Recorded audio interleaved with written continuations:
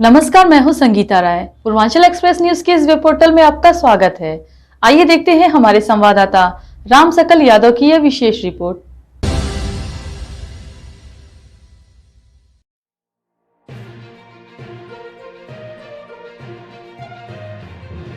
मऊ जिले के घोसी विधानसभा के उपचुनाव में भारतीय जनता पार्टी के प्रत्याशी दारा चौहान और समाजवादी पार्टी के प्रत्याशी सुधाकर सिंह के बीच सीधा मुकाबला है। जीत दर्ज करने के लिए दोनों ही पार्टियों ने पूरी ताकत झोंक दी है। इस बीच रविवार को चुनाव प्रचार के दौरान भाजपा प्रत्याशी दारा चौहान के ऊपर स्याही फेंक दी गई, जिसके लिए दारा चौहान ने सपा प्रत्याशी सुधाकर सिंह को जिम्मेदार ठहराया।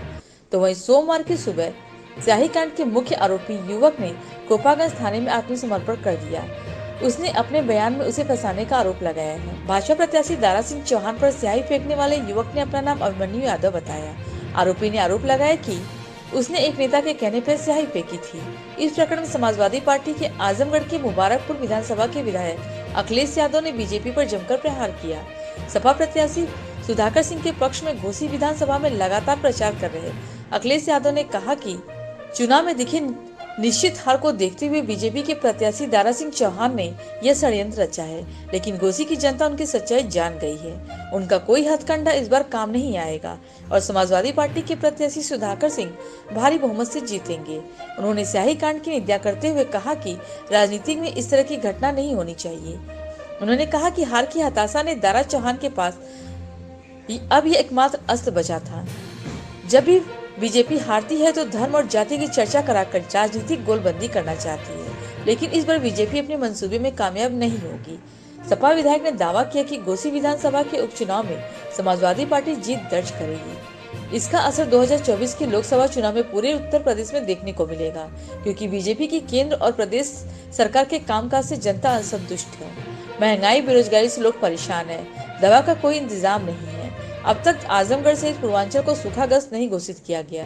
इसी तरह कई समस्याओं से जनता बीजेपी से नाराज है। इसका लाभ समाजवादी पार्टी को लोकसभा चुनाव में मिलेगा। आजमगढ़ सांसद दिनेश लाल यादव निरहुआ द्वारा अपने 1 साल के कार्यकाल में कराए गए विकास कार्य को सपा से बेहतर बताए जाने पर सपा विधायक ने कहा कि आजमगढ़ के संसदीय इतिहास में निरहुआ एक कलंक के रूप में आ गया। यह निरहुआ का सौभाग्य और आजमगढ़ की जनता का दुर्भाग्य है। उन्होंने कहा कि 2024 के चुनाव में जनता सबक सिखाएगी, क्योंकि निरहुआ ने आजमगढ़ की जनता को बार बार मान सम्मान गिराया है। झूठ बोलने के अलावा उनके पास कोई काम नहीं है। सपा नेता ने कहा कि निरहुआ आजमगढ़ में रहता है तो फिल्म बनाता है, दिल्ली मुंबई में रहता है तो फिल्म बनाता है, राजनीति में भी फिल्मी डायलॉग मारता है। सपा विधायक ने कहा कि निरहुआ हमारे राष्ट्रीय अध्यक्ष अखिलेश यादव और शिवपाल जी के ऊपर लगातार जिस भाषा में प्रयोग करते हैं वह राजनीति की वर्जनी है। निरहुआ की हैसियत अखिलेश यादव और शिवपाल के आगे घुटने के बराबर नहीं है। उन्होंने कहा कि निरहुआ इतरा रहा है। 2024 के लोकसभा चुनाव में इसका इतराना बंद कर दिया जाएगा और हार के बाद निरहुआ फिल्मी दुनिया में वापस लौट जाएगा। विधायक जी, आप लोग घोसी विधानसभा का जो चुनाव हो रहा है लगातार दावा कर रहे हैं, किस तरह का माहौल देखने को मिल रहा है? जहाँ तक हमने घोसी में देखा है, घोसी के लोगों ने अपना मन बना लिया है और घोसी का चुनाव दल से ऊपर जनता के दिल का चुनाव हो गया है। इस बार घोसी के लोगों ने समाजवादी पार्टी के उम्मीदवार भाई सुधाकर सिंह के पक्ष में, जो वहाँ के रहने वाले हैं, और उन्होंने नारा लगा दिया है कि इस बार घोसी का लाल। तो कहीं से भी चुनाव में कोई संशय नहीं है। चुनाव सीधे सीधे पक्ष में जा रहा है सुधाकर सिंह के, और समाजवादी पार्टी वहाँ से चुनाव जीतने जा रही है। अच्छा, कल एक घटनाक्रम हुआ कि जहां भारतीय जनता पार्टी के प्रत्याशी दारा चौहान पर स्याही फेंकी गई, उसमें बड़ी कंट्रोवर्सी हुई। दारा चौहान का आरोप था कि सुधाकर सिंह ने स्याही फेंकवाई, जबकि जो पकड़ा गया आरोपी उसने सीधे कहा कि प्रिंस यादव भाजपा नेता हैं, उनके कहने पर मैंने स्याही फेंकी। क्या आपको लगा? अब सारी बातें तो आपने ही बता दिया।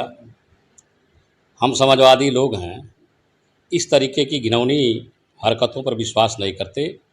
हम अपने राजनीतिक मुद्दों और विचारों पर वोट मांगने का काम करते हैं। साजिश और अफवाहें फैलाना भाजपा के लोगों का काम है। और जिस लड़के ने स्याही फेंकी, उसने खुद कह दिया कि भाजपा के लोगों ने मुझसे यह काम करने के लिए बोला था। और मुझे बचाने की गारंटी भी ली थी। तो अब दारा चौहान के पास इसके अलावा दूसरा कोई अस्त्र नहीं रह गया है। और जब कभी भी ये लोग हारते हैं तो धर्म और जात की चर्चा चला करके राजनीतिक गोलबंदी करना चाहते हैं, लेकिन ऐसा कोई भी षड्यंत्र इनका आभूसी में चलने वाला नहीं है। दारा चौहान अपनी हार निकट देख करके बौखला गए हैं, लेकिन इस तरह की हरकतों का हम भर्त्सना करते हैं। इस तरह की घटनाएं राजनीति में नहीं होनी चाहिए। इसका समाजवादी पार्टी अगर जीतती है तो उसका क्या असर लोकसभा में पड़ेगा 24 में? घोसी का चुनाव समाजवादी पार्टी जीतती नहीं है, बल्कि समाजवादी पार्टी बिल्कुल जीतने जा रही है। और इस चुनाव का पूरे प्रदेश की राजनीति पर प्रभाव पड़ेगा।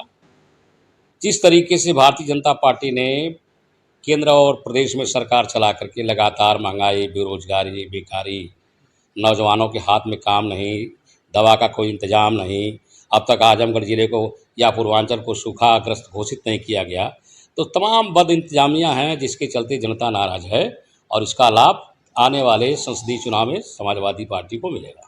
आप आजमगढ़ से विधायक हैं, यहाँ के सांसद हैं दिनेश लाल यादव निरहुआ, बहुत बड़ी बड़ी बातें करते हैं, कहते हैं कि जो काम समाजवादी पार्टी ने 60 साल में नहीं किया, उनके विधायक सांसदों ने, वो हमने 1 साल के अंदर करके दिखाया है। फिर घूम फिर करके आप लोग निरहुआ के पास चले जाते हैं। हमने ये कई दिन कह दिया कि निरहुआ आजमगढ़ के संसदीय इतिहास में एक कलंक की तरीके से आ गया। ये हम उसका सौभाग्य था और हम लोगों का दुर्भाग्य था। निरहुआ कोई ऐसी चीज़ नहीं है कि बार बार उस पर चर्चा की जाए। और आने वाले 2024 में आजमगढ़ के लोग इंतज़ार कर रहे हैं। आजमगढ़ की जनता का बार बार उसने मान और सम्मान गिराने का काम किया है। झूठ बोलना उसका काम है, झूठ बोलने के अलावा दूसरा उसके पास कोई काम नहीं है। ये आजमगढ़ में भी आता है तो फिल्म बनाता है, दिल्ली में भी रहता है तो फिल्म बनाता है, बम्बई में भी रहता है तो फिल्म बनाता है। तो फिल्मी डायलॉग के माफिक राजनीति में भी डायलॉग मारता रहता है। निरहुआ का कोई मतलब नहीं। मतलब जिस दुनिया में आए उसे लौट जाएंगे यहाँ फिल्मी दुनिया से। इसके बाद बचता क्या है? जनसेवा उसका कोई काम तो है नहीं, कभी राजनीति में रहा नहीं। भारतीय जनता पार्टी ने उसे एक नौटंकीबाज की हैसियत से ला करके यहाँ मुकाबले में खड़ा किया था। संजोग से वो चुनाव जीत गया। तो चुनाव हारने के बाद उसके पास बचता क्या है नौटंकी करने के अलावा? उनका तो खुला चैलेंज रहता है कि चाचा हम है चाहे भौजी, हम तो एकदम एक तरफा चुनाव जीतेंगे। संसदीय भाषा का व्यवहार भारतीय जनता पार्टी के नेता नहीं जानते। अखिलेश यादव जी या चाचा जी के प्रति जिस भाषा का इस्तेमाल निरहुआ करता है, उस तरह की भाषा का इस्तेमाल राजनीति में वर्जनीय है। और अखिलेश यादव या चाचा के घुटने के बराबर निरहुआ नहीं है। इतना इतरा रहा है, 2024 में उसका सारा इतराना बंद कर दिया जाएगा और वापस हो जाएगा अपनी दुनिया में। वो निरहुआ कहीं बचने वाला नहीं।